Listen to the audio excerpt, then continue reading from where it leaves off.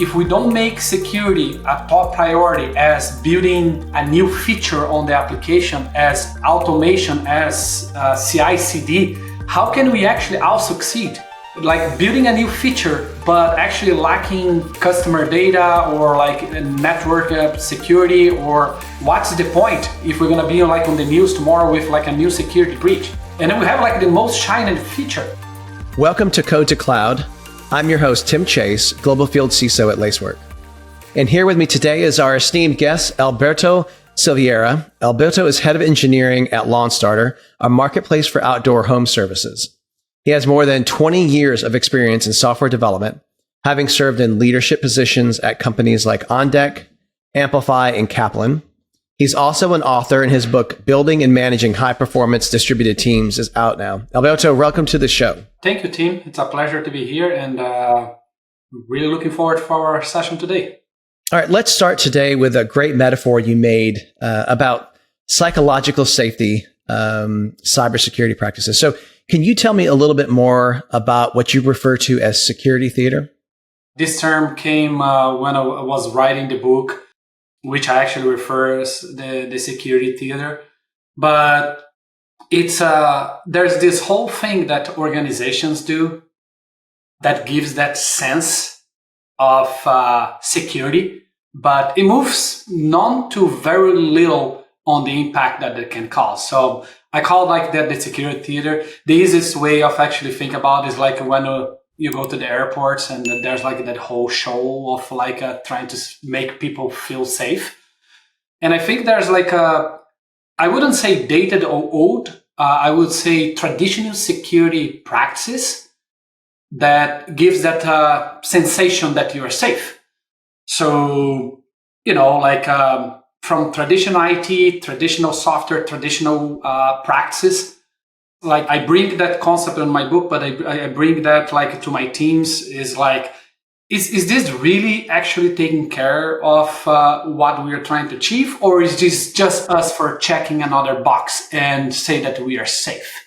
So that's what I refer as the security theater. And I like that terminology just because it's a little fun as well, but it's a theater. Like, can we actually talk about the things that will really make us more secure? And that's when the conversation starts.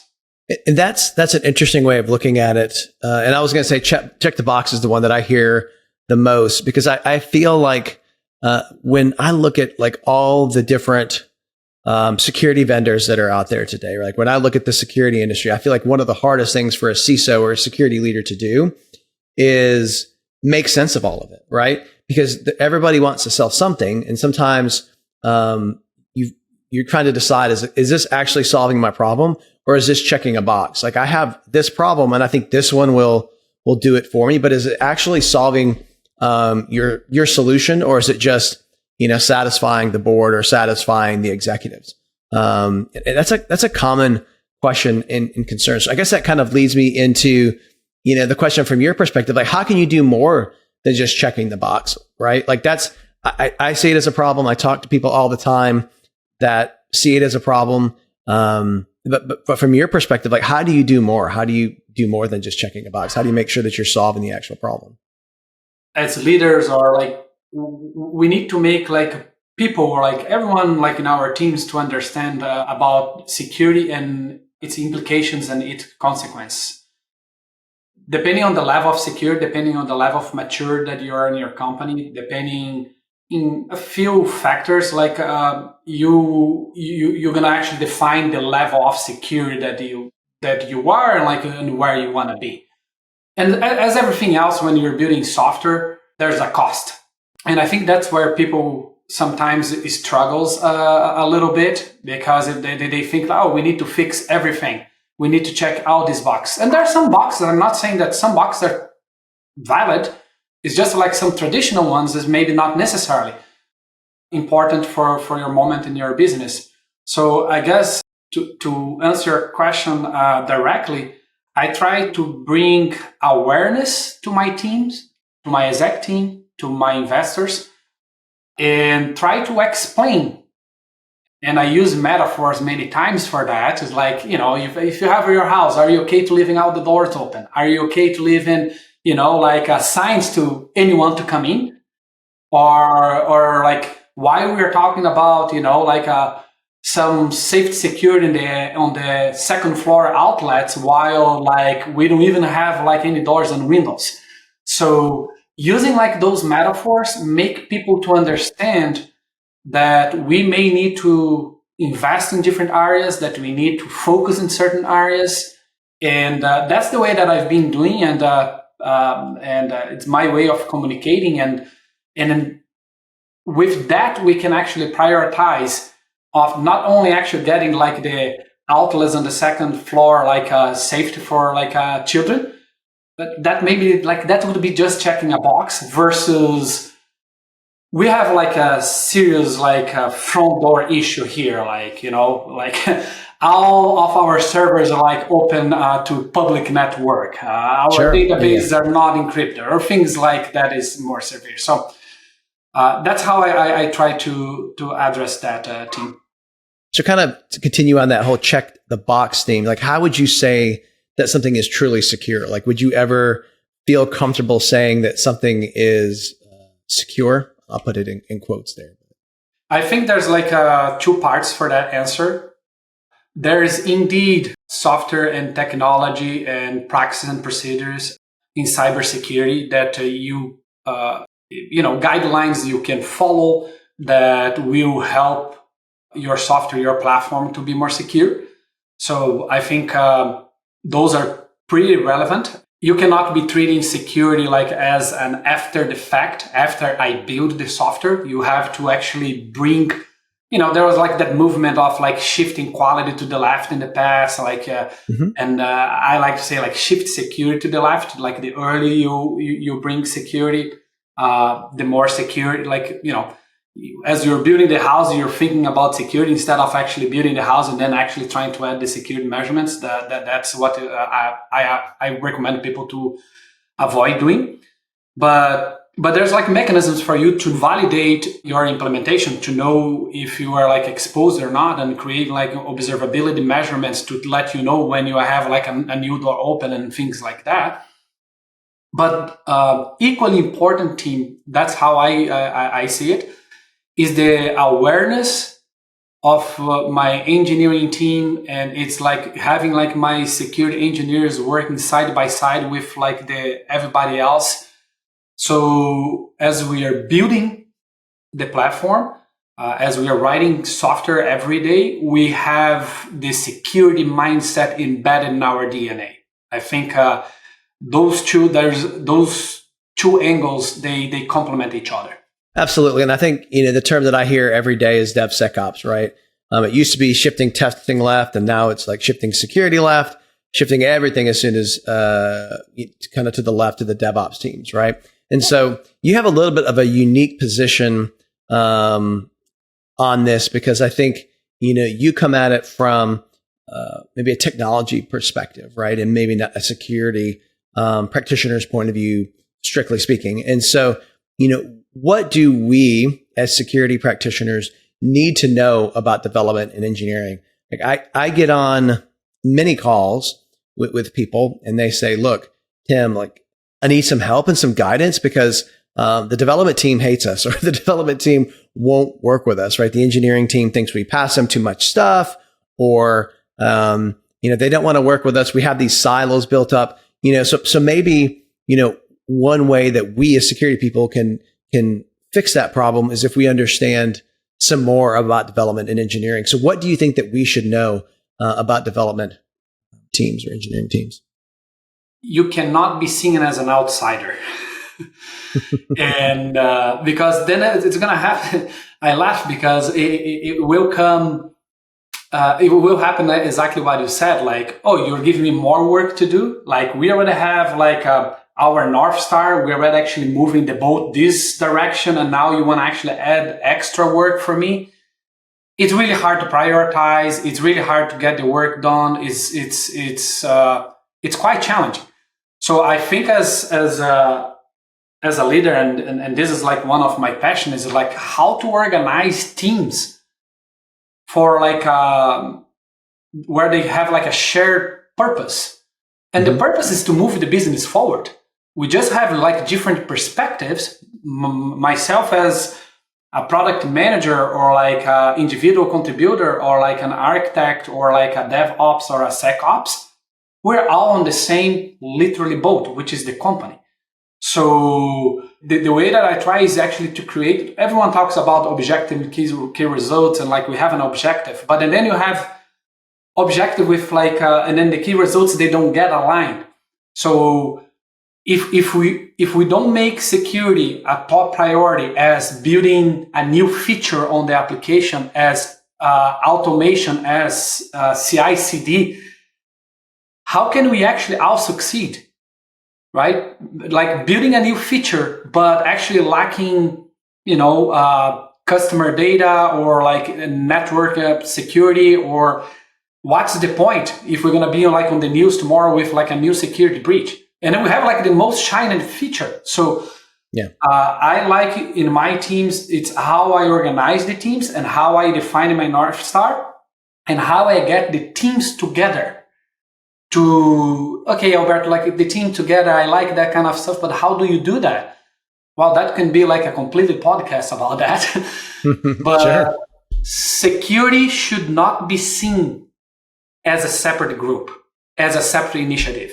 In my opinion, in my experience, all the concerns when building software, it could be architecture, it could be security, it could be automation, it could be building new features or taking care of tech debt. You name it. All of them is like one single source of truth for as you're building your roadmap and as you are actually working on it. And it's everyone's responsibility. It's not only for like the security team. Many companies don't have a security team. Some companies have like one or two or like, but that those people with that kind of specialty, they should not be a separate organization with like a separate roadmap, in my opinion and experience.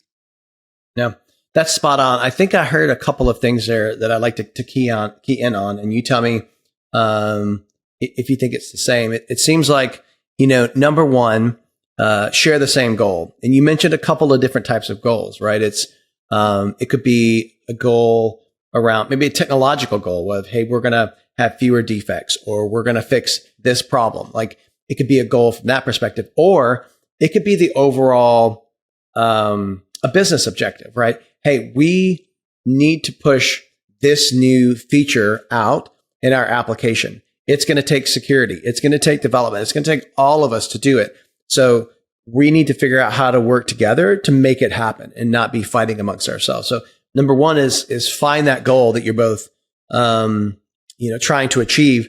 And I think the second thing that I heard you say is also like everybody's busy. So don't give them more work, right? If we as security people are kind of tossing things over, whether that be tools or maybe results from a scan that we do, whatever it is, and we give them a lot more work without any thought as to what that's doing, that's not going to kind of create that that mindset or that you want for your organization. Did I sum that up decently?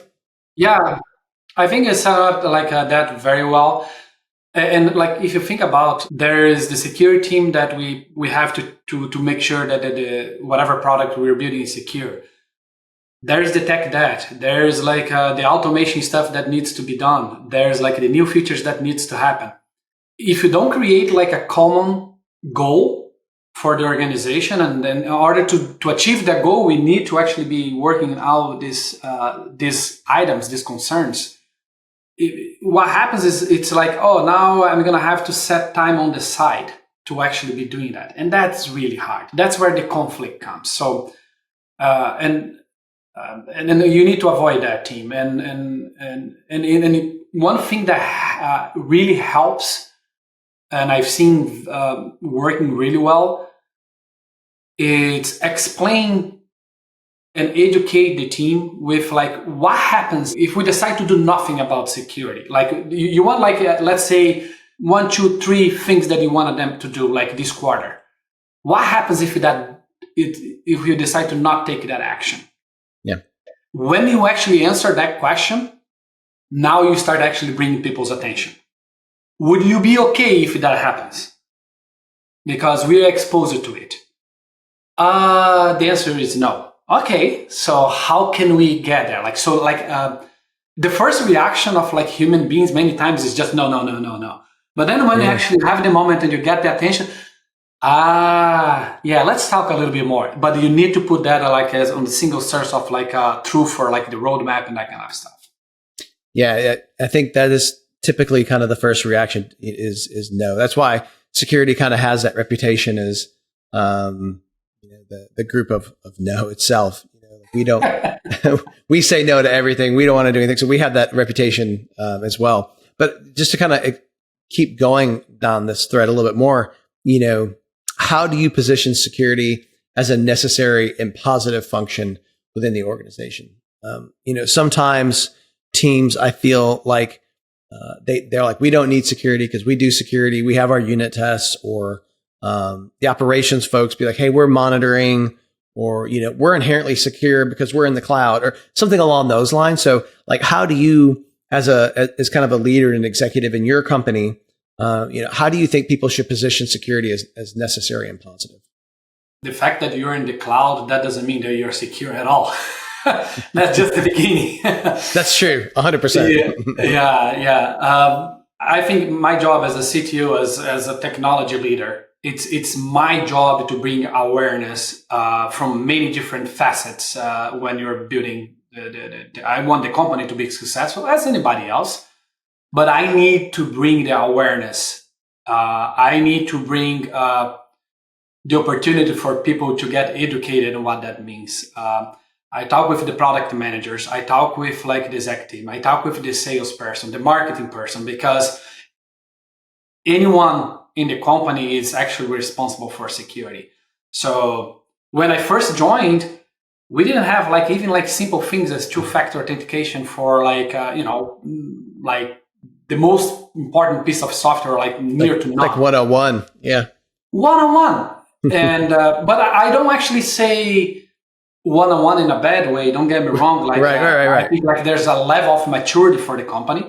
Yep. And this is like one important thing. Like security is not the one thing you do and you're done.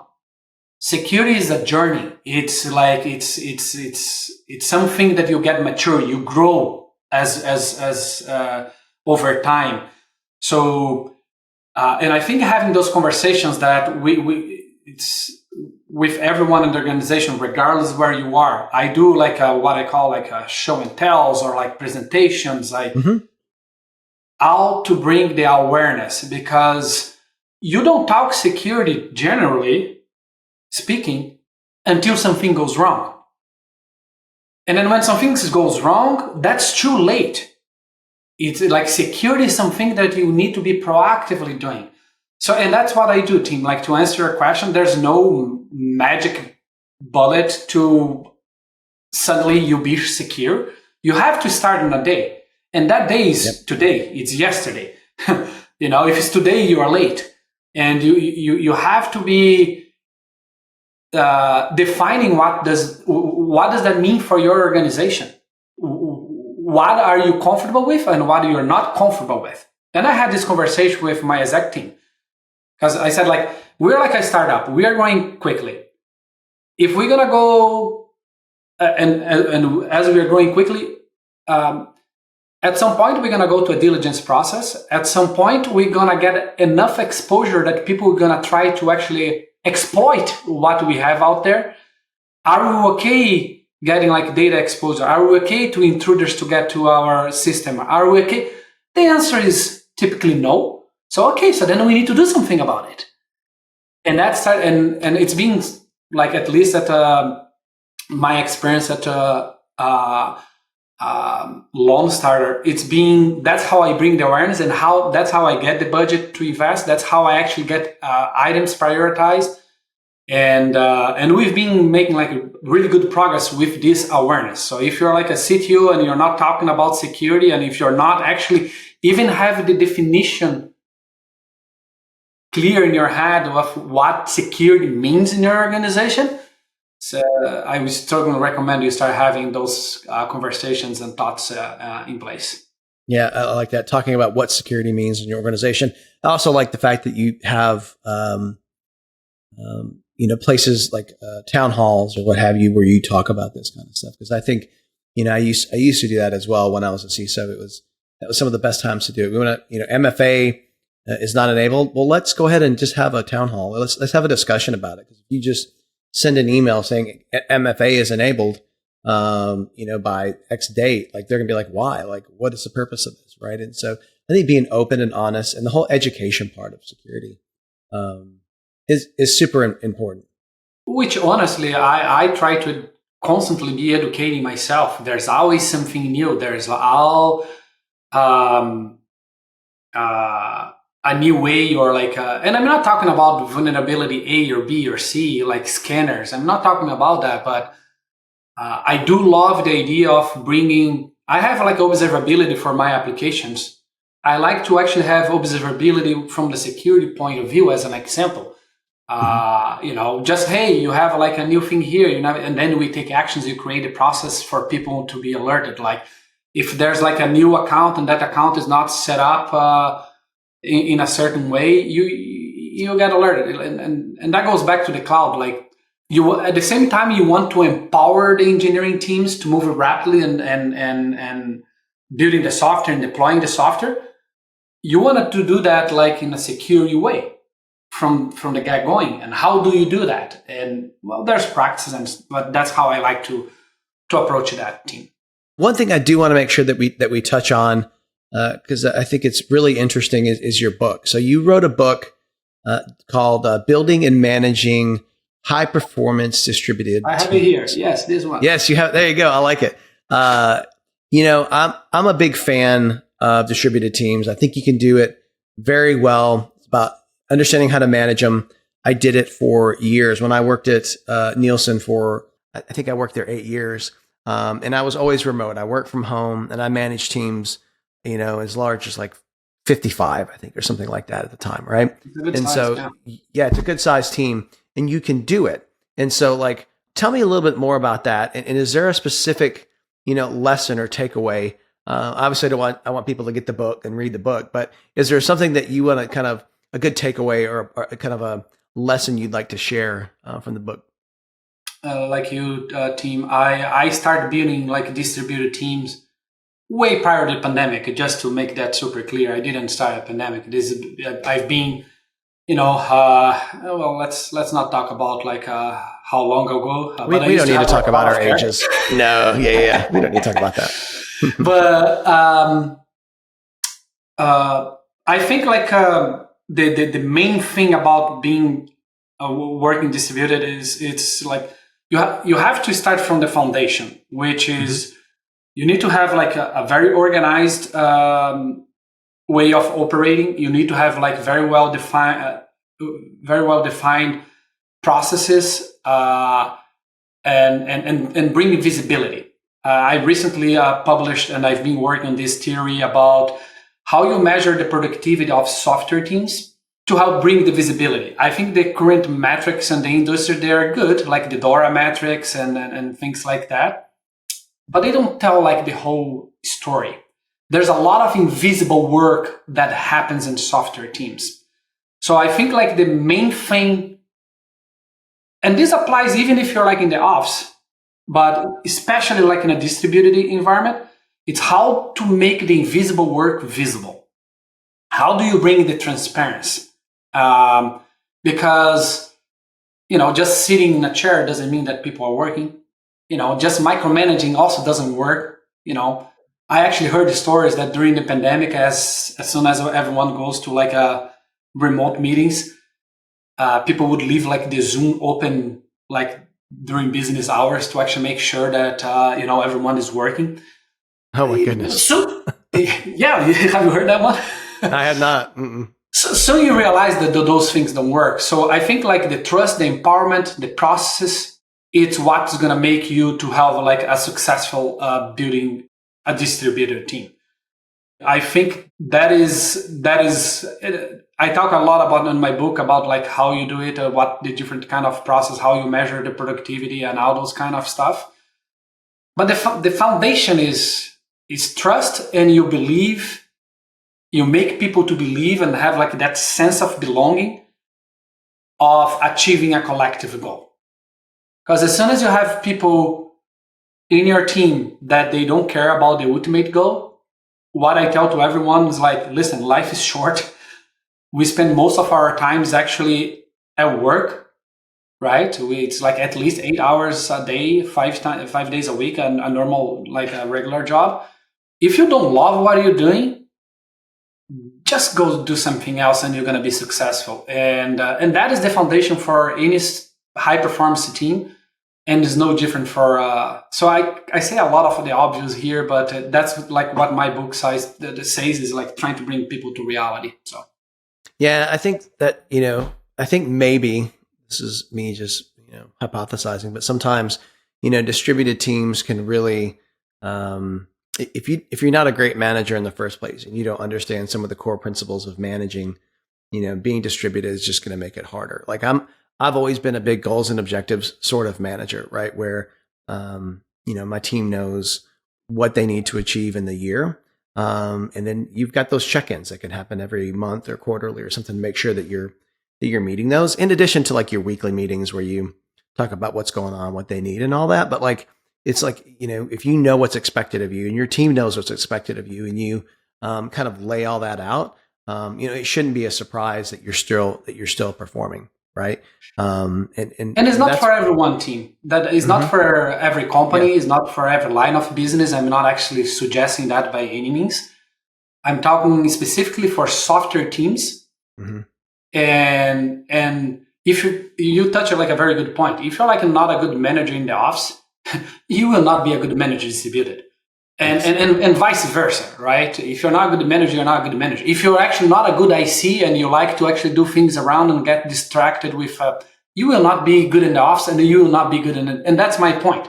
Yeah. For the people that are accountable and committed, that are passionate about what they are doing, that they are, and then you create that environment, there's, I guarantee with 110% of confidence, because I've done this a couple of times, different companies, it works. I'm very confident. So, and that's why I wrote the book, and I've been doing that, and it's pretty fun. It gives like the time for you to really have like a really good life out there and have fun at work at the same time. It does. No. And I'm an introvert by nature. So that's another thing. I feel like if you're an extrovert that has to be around people all the time, like, maybe that part, the distributed team where you're working by yourself, is not as much for you. Like I find it easier. Just to wrap up on that. People also get confused. Distributed is like what we've been doing at the pandemic. It's two separate things. Pandemic was a lockdown, and then you were forced to work from home without any structure and just doing that overnight. That is not what I call like building high performance distributed teams, where you are organized, where you're prepared, where you have like the mindset, where you have the trust in place. Two separate. So I think it's important to separate those two things. And as we were talking before about security, there's some security concerns that you actually have to check. You have to have like a data compliance. You have to be like, you have to check some good boxes, I would say, and that when you work from home or remote or from wherever you are, you have to follow some rules. It cannot just be, hey, I'm here like from the beach every day, shopping mall. Like, no. So my point is like, it's possible doing it. No questions about it. It's not for everyone. And, but if you can actually do it, the teams will produce a lot more than the traditional office. That's like the main takeaway that, I would like people to think about. I like it. Awesome. All right. Time for some rapid fire questions. And then we'll wrap up. So brace yourself. How would you describe your leadership style in 3 words? Empowerment, trust, and humanized. Okay. I can see those fitting into the book as well, for sure. What emerging technology or trend in cybersecurity excites you the most? All the observability, security and observability, and actually how that can help me and my teams shifting that concern to the left. Thank you for not saying ChatGPT. So I agree. All right, last one. What one tip would you offer listeners to increase their cybersecurity? Talk about it. I like it. That's a great way to end. Talk about it. That's all for today. Thanks so much for tuning into our conversation. If you like this episode, please subscribe or consider rating the show. And tune in next time for another episode of Code to Cloud.